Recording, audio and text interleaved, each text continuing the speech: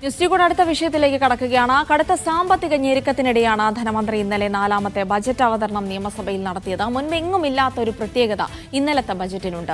CPM സംസ്ഥാന committee നിർദ്ദേശിച്ച കാര്യങ്ങളിൽ ഊന്നിയുള്ള ബജറ്റാണ് ഇത്തവണ ധനമന്ത്രി KN ബാലഗോപാൽ അവതരിപ്പിച്ചത് എന്നത് തന്നെയാണ് ആ പ്രത്യേകത.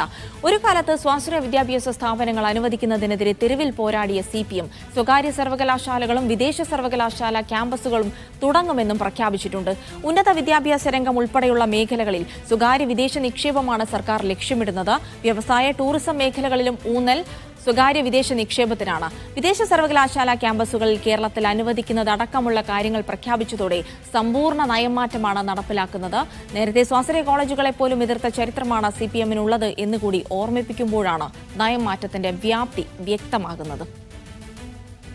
എന്തായാലും ഇതുമായി ബന്ധപ്പെട്ട മറ്റൊരു കാര്യം കൂടെ പരിശോധിക്കേണ്ടത് TP ശ്രീനിവാസൻ, അദ്ദേഹം അന്ന് ഉന്നത വിദ്യാഭ്യാസ കൗൺസിൽ ഉപാധ്യക്ഷനായിരിക്കെ വിദ്യാഭ്യാസ പരിഷ്കരണത്തിനായി നൽകിയ നിർദ്ദേശങ്ങൾക്കെതിരെ അദ്ദേഹം ആക്രമിക്കപ്പെടുകയുണ്ടായി. കോവളത്ത് നടക്കുന്ന ആഗോള വിദ്യാഭ്യാസ സംഗമ വേദിയിലെത്തിയപ്പോഴാണ് അദ്ദേഹം ആക്രമിക്കപ്പെട്ടത്. വിദ്യാഭ്യാസ രംഗത്തെ വിദേശ നിക്ഷേപം, സ്വകാര്യ സർവകലാശാലകൾ തുടങ്ങിയ അദ്ദേഹത്തിന്റെ നിർദ്ദേശങ്ങൾക്കെതിരെയാണ് അദ്ദേഹത്തെ കായികമായി കൈകാര്യം ചെയ്തത്. വർഷങ്ങൾക്കിപ്പുറം CPM നയം മാറ്റത്തിന്റെ പാതയിലേക്ക് എത്തുമ്പോൾ TP ശ്രീനിവാസന് എന്താണ് പറയാനുള്ളതെന്ന് കേൾക്കാം. ഇന്നലെ അവതരിപ്പിച്ച സംസ്ഥാന ബജറ്റിലെ പ്രധാന പ്രഖ്യാപനങ്ങളിലൊന്ന് ഉന്നത വിദ്യാഭ്യാസ രംഗത്ത് വിദേശ നിക്ഷേപങ്ങൾ അനുവദിച്ചുകൊണ്ടുള്ള പദ്ധതികളായിരുന്നു. വർഷങ്ങൾക്ക് മുൻപ് ഇതേ നിർദ്ദേശം മുന്നോട്ട് വെച്ചതിൻ്റെ പേരിൽ SFIയുടെ കടുത്ത പ്രതിഷേധങ്ങൾ നേരിടേണ്ടി വന്ന ഒരാളുണ്ട്. അന്നത്തെ ഉന്നത വിദ്യാഭ്യാസ കൗൺസിൽ വൈസ് ചെയർമാനായ TP ശ്രീനിവാസൻ സാറാണ് നമുക്കൊപ്പം ചേരുന്നത്. വലിയൊരു നയംമാറ്റമാണ് ഉണ്ടാകുന്നത്. വിദ്യാഭ്യാസ രംഗത്ത് വിദേശ നിക്ഷേപങ്ങൾ അനുവദിച്ചുകൊണ്ടിരിക്കുന്നത് വർഷങ്ങൾക്ക് മുമ്പ് അങ്ങ് പറഞ്ഞതാണ്. അന്ന് അങ്ങനെ ഒരു നിലപാടെടുത്തതിന് കടുത്ത പ്രതിഷേധങ്ങൾ നേരിടുകയാണെന്ന് അങ്ങ് കേട്ടിരുന്നത്. എന്താണ് ഇങ്ങനെ ഒരു നയമാറ്റം ഉണ്ടാകുമ്പോൾ സാറിന് എന്ത് പറയണം? എനിക്ക് വളരെ സന്തോഷം. പക്ഷേ 15 വർഷം നമുക്ക് നഷ്ടപ്പെട്ടു. ഒരു ജനറേഷൻ ഓഫ് സ്റ്റുഡൻസ് സഫർ ചെയ്തു. ഏകദേശം 50,000 മലയാളി സ്റ്റുഡൻസ് പുറത്തുപോയി. ഇതൊക്കെയാണ് അതിൻ്റെ കോൺസിക്വൻസ്. അത് ഞാൻ അന്ന് തന്നെ പറയുന്നുണ്ടായിരുന്നു. നമ്മൾ ഈ വിദ്യാഭ്യാസ രംഗം പരിഷ്കരിച്ചില്ലെങ്കിൽ തീർച്ചയായിട്ടും നമ്മുടെ കുട്ടികൾ വെളിയിലേക്ക് പോകും എന്നുള്ളത്. അപ്പോൾ അതാണിപ്പോൾ സംഭവിച്ചിരിക്കുന്നത്. പക്ഷേ പോകുന്നതിന് ഞാൻ എതിരല്ല. ചീഫ് മിനിസ്റ്റർ തന്നെ അതിനെപ്പറ്റി പോസിറ്റീവായിട്ടാണ് പറയാറുള്ളത്. പക്ഷേ എല്ലാവർക്കും പോകാൻ പറ്റില്ലല്ലോ. ഇവിടെ താമസിക്കുന്ന കുട്ടികൾക്കും അതുപോലെ തന്നെ നല്ല വിദ്യാഭ്യാസവും ജോലിയും ലഭിക്കേണ്ടത് നമുക്ക് ആവശ്യമാണ്.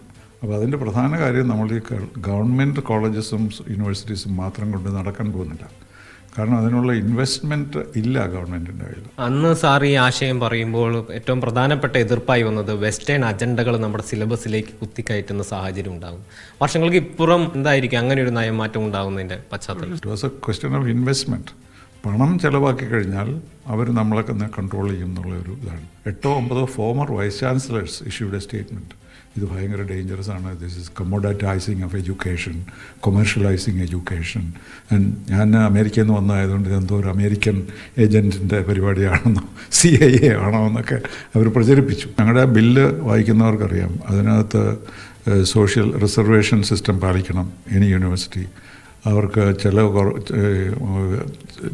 എന്താണ് പണം ഇല്ലാത്തവർക്ക് സ്കോളർഷിപ്പ് കൊടുക്കണം. അതൊക്കെ അതിനകത്ത് നിബന്ധന ചെയ്തിട്ടുണ്ട്. അതുപോലെ നമ്മുടെ ഈ റിസർവേഷൻസ് ഉണ്ടല്ലോ വേരിയസ്, അതൊക്കെ പ്രൊട്ടക്റ്റ് ചെയ്തുകൊണ്ടാണ് ഞങ്ങൾ ആരും പക്ഷേ വായിച്ച് നോക്കിയിട്ടില്ല എന്ന് എനിക്ക് തോന്നുന്നു.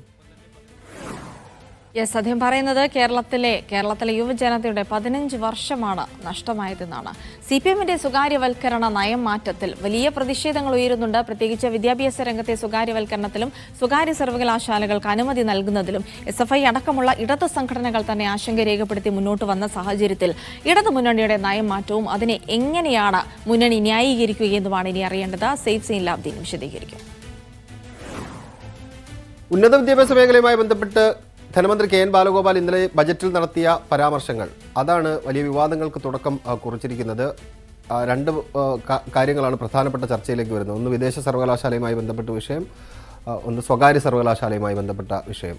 അത് രണ്ടായി തന്നെ പരിശോധിക്കണമെന്ന് തോന്നുന്നു ജിൽസി. ആദ്യം വിദേശ സർവകലാശാലകളുമായി ബന്ധപ്പെട്ട വിഷയത്തെക്കുറിച്ച് പറയുകയാണെങ്കിൽ, വിദേശ സർവകലാശാലകളെ കേരളത്തിലേക്ക് കൊണ്ടുവരാൻ വേണ്ടിയുള്ള ശ്രമങ്ങൾ നടത്തും എന്ന തരത്തിലായിരുന്നു ഇന്നലത്തെ ആ പ്രഖ്യാപനം ഉണ്ടായത്. ഇത് CPM നയത്തിന് ചേർന്നതാണോ എന്നുള്ള ചോദ്യമാണ് ഉയർന്നു വരുന്നത്. CPM നയം അതല്ല എന്നുള്ളതാണ് വസ്തുത. CPM നയം അതല്ലാതെ കേരളത്തിൻ്റെ ധനമന്ത്രി കേന്ദ്ര കമ്മിറ്റി അംഗമായ KN ബാലഗോപാൽ എങ്ങനെയാണ് വിദേശ സർവകലാശാലകളുമായി ബന്ധപ്പെട്ട പ്രഖ്യാപനം ബജറ്റിൽ നടത്തുന്നത് എന്ന ചോദ്യം രാഷ്ട്രീയ എതിരാളികൾ ഉന്നയിക്കുന്നുണ്ട്. KSU അടക്കമുള്ള വിദ്യാർത്ഥി സംഘടനകൾ ഉന്നയിക്കുന്നുണ്ട്. പ്രതിപക്ഷത്തിൻ്റെ ഭാഗത്തു നിന്ന് സ്വാഭാവികമായിട്ടും വിമർശനങ്ങൾ ഉയർന്നു വരാനുള്ള സാധ്യതയുണ്ട്. കാരണം ഈ നയത്തിന് വിരുദ്ധമായ കാര്യങ്ങൾ എങ്ങനെയാണ് പാർട്ടി ചെയ്യുന്നതെന്നൊക്കെ ചോദ്യങ്ങൾ വരും സമയങ്ങളിൽ ഉയർന്നു വന്നേക്കും. വിദേശ സർവകലാശാലകൾക്കെതിരെ ഇപ്പോഴല്ല CPM നേതൃത്വം നിലപാടെടുക്കുന്നത്. 2023 ജനുവരി മാസത്തിൽ തന്നെ ഇതേ നിലപാട് സ്വീകരിച്ചിട്ടുണ്ട്. CPMന്റെ പോളിറ്റ് ബ്യൂറോ ഇറക്കിയ പത്രക്കുറിപ്പിൽ വിദേശ സർവകലാശാലകളെ ഇന്ത്യയിലേക്ക് കൊണ്ടുവരാൻ കഴിയില്ല, അത് അംഗീകരിക്കില്ല എന്ന നിലപാട് സ്വീകരിച്ചിട്ടുണ്ട്. അങ്ങനെ കുത്തകൾക്ക് ഇന്ത്യയിലെ വിദ്യാഭ്യാസ മേഖലയെ തീരെഴുതാൻ സമ്മതിക്കില്ല കേന്ദ്ര സർക്കാരിന് എന്ന നിലപാട് സ്വീകരിച്ചുകൊണ്ട് അത് പ്രതിഷേധം രേഖപ്പെടുത്തുകയാണ് CPMന്റെ പോളിറ്റ് ബ്യൂറോ ചെയ്തത്. ആ നിലപാടിൽ ഇതുവരെ മാറ്റം വരുത്തിയിട്ടില്ല. അതായത് ഇടത് നയം, CPMന്റെ നയം അത് തന്നെയാണ് വിദേശ സർവകലാശാലകളുമായി ബന്ധപ്പെട്ട വിഷയത്തിൽ. അങ്ങനെ ഒരു നയം നിലനിൽക്കുമ്പോൾ എങ്ങനെയാണ് ബജറ്റിൽ അത് പ്രഖ്യാപിക്കുന്നതെന്ന ചോദ്യം ഉയർന്നു വരികയാണ്. അതിൽ കൃത്യമായ മറുപടി പറഞ്ഞിട്ട് പോകുന്നില്ല ആരും എന്നുള്ളതാണ് വസ്തുത. ഇപ്പോൾ SFI ചില പ്രതിഷേധങ്ങളുമായി രംഗത്ത് വരുന്നുണ്ട്. ഉന്നത വിദ്യാഭ്യാസ മന്ത്രിയാണെങ്കിൽ വിദേശ സർവകലാശാലകളുമായി ബന്ധപ്പെട്ട വിഷയത്തിൽ അന്തിമ തീരുമാനം എടുത്തിട്ടില്ല എന്ന് പ്രഖ്യാപിക്കുകയും ചെയ്തു. ഇനി മറുപടി പറയേണ്ടത് ധനമന്ത്രി തന്നെയാണ്, അല്ലെങ്കിൽ CPMന്റെ സംസ്ഥാന സെക്രട്ടറി MV ഗോവിന്ദനാണ്.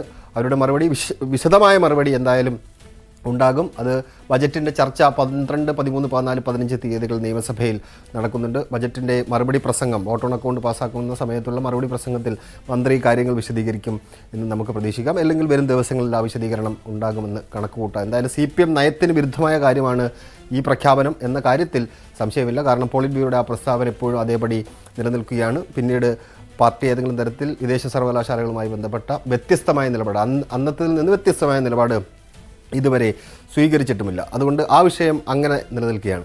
സ്വകാര്യ സർവകലാശാലകളുമായി ബന്ധപ്പെട്ട വിഷയത്തിൽ അതിനകത്തൊരു പാളിച്ചയുണ്ട് എന്ന് കരുതാൻ കഴിയുന്നില്ല. ഇടത് സർക്കാരുകളുടെ കാലം നമ്മൾ പരിശോധിക്കുകയാണെങ്കിൽ ഇടത് സർക്കാരുകൾ എല്ലാ കാലത്തും സ്വകാര്യ നിക്ഷേപങ്ങളെ അങ്ങനെ പ്രോത്സാഹിപ്പിച്ചിട്ടില്ലാത്ത സർക്കാരുകൾ തന്നെയായിരുന്നു. പക്ഷേ ഈ പാർട്ടി കോൺഗ്രസിന് മുന്നോടിയായി എറണാകുളത്ത് നടന്ന CPMന്റെ സംസ്ഥാന സമ്മേളനത്തിൽ മുഖ്യമന്ത്രി പിണറായി വിജയൻ ഒരു നവകേരള വികസന രേഖ അവതരിപ്പിക്കുന്നുണ്ട്. ആ നവകേരള വികസന രേഖയിൽ പറയുന്ന കാര്യം സ്വകാര്യ സർവകലാശാലകളാകാം, അങ്ങനെ നാടിന് യോജിക്കുന്ന നമ്മുടെ ആശയങ്ങളുമായി ചേർന്ന് നിൽക്കുന്ന തരത്തിൽ സ്വകാര്യ സർവകലാശാല എന്ന വികസന നയരേഖയിൽ പറയുന്നുണ്ടായിരുന്നു. ആ വികസന നയരേഖ പിന്നീട് ഇടതുമുന്നണിയുടെ പരിഗണനയിലേക്ക് വരുന്നുണ്ട്.